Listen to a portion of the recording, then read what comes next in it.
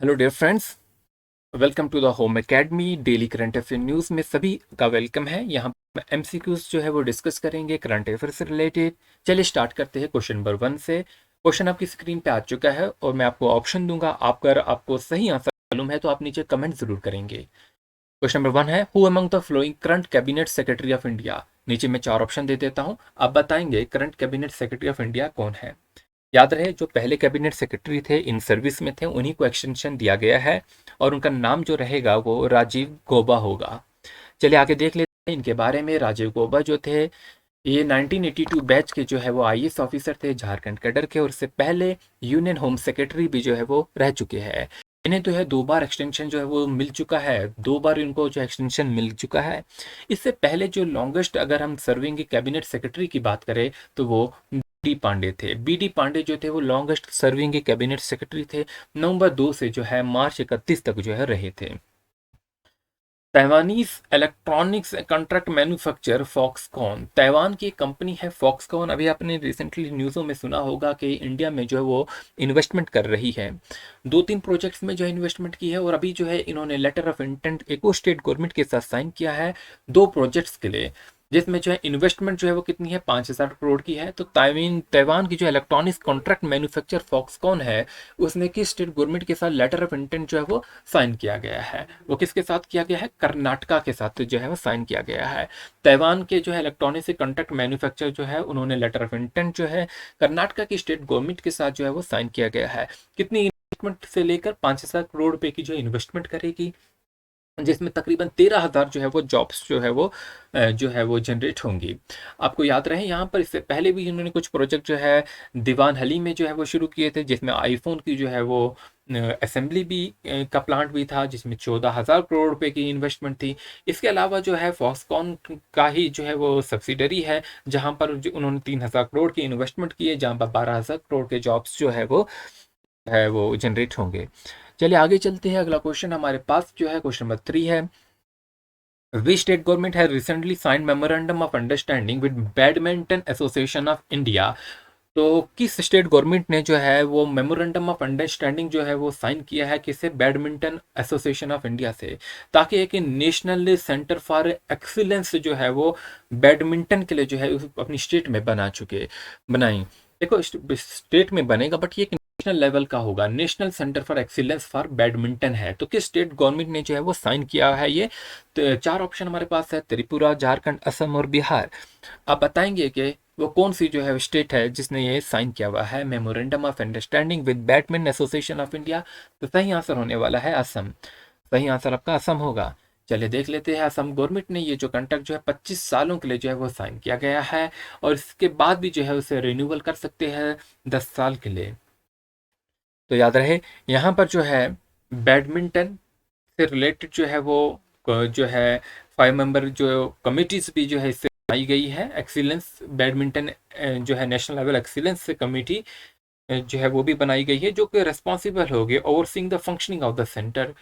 Function देखेगी centre का, उसकी एक्टिविटीज को भी जो है वो देखेगी। चलिए क्वेश्चन नंबर 4 है हमारे पास है, और ये क्वेश्चन जो है वो अपॉइंटमेंट से है। आप जानते हैं क्वालकॉम के बारे में, who has been appointed as the president of Qualcomm India. तो क्वालकॉम इंडिया के जो है वो कौन प्रेसिडेंट है, किसे अपॉइंट किया है, रिसेंटली अपॉइंट किया है। आप जानते हैं क्वालकॉम क्या होता है, प्रोसेसर बनाने वाली कंपनी है। मोबाइल्स में जो है प्रोसेसर लगते हैं, उन प्रोसेसर को बनाने वाली जो है वो कंपनी क्वालकॉम है। अभी क्वालकॉम इंडिया जो है, इन्होंने जो है वो किसे जो है वो अपॉइंट किया है प्रेसिडेंट। तो यहाँ पर ऑप्शन नंबर जो है वो डी सही होने वाला है, सेविसोन को जो है वो किया है। सेविसोन जो है पिछले 2 डिकेड से जो है कॉलकॉम में जो है काम कर रहे थे। कॉलकॉम जो है बेसिकली एक स्मार्टफोन जो है प्रोसेसर मैन्युफैक्चर कंपनी है। ठीक है, तो याद रखेंगे, he will be responsible for guiding the company strategy in the Indian market.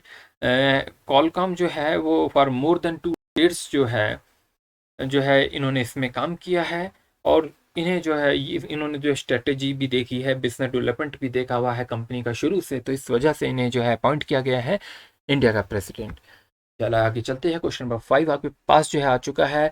The Indian women compound team won the gold medal at the world archery championship 2023।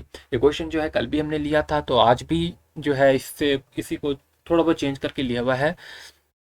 कि आप जानते हैं कि अभी जो है इंडिया ने गोल्ड मेडल जीता है वर्ल्ड आर्चरी चैंपियनशिप में। और इंडिया की किस टीम ने जीता है? इंडियंस वुमेन्स कंपाउंड टीम, जिसमें मैंने आपको 3 नाम जो है बताए थे। तो बताएंगे ये चैंपियनशिप कहाँ पर हो रही थी? ये चैंपियनशिप जो है जर्मनी के बर्लिन में हुई थी। तो इस 3 प्लेयर्स के नाम भी आप याद कर सकते हैं। ज्योति रेखा वेनम है, परनीत कौर है, आदित्य गोपी चंद स्वामी है। क्वेश्चन नंबर 6 हमारे पास है, who is the author of the book title monsoon. Monsoon book जो है वो लिखी गई है, उसके ऑथर का नाम बताएंगे आप सभी।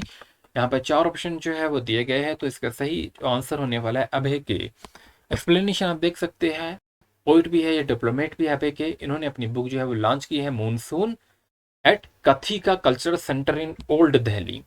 चलिए आगे चलते हैं।